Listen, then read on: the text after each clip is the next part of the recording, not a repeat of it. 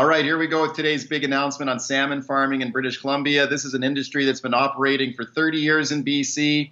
It's very successful. It employs more than 6,000 people in rural areas of the province. Those are good paying jobs. Those jobs are like gold in areas where other resource industries have been in decline, like forestry and the wild salmon fishery. But of course, it is controversial because critics say the fish farms spread disease and parasites to wild fish.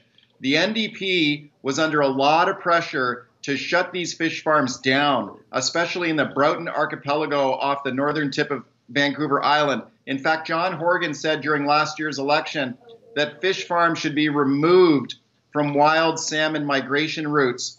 The Broughton is a prime example of that. So the big question today was, would the government shut the farms down? They did not.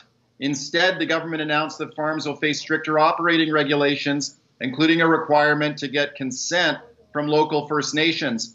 The new rules will not kick in until 2022. In politics, this is called kicking the can down the road. In this case, it's a can of salmon. It's no coincidence that the next scheduled election is in 2021.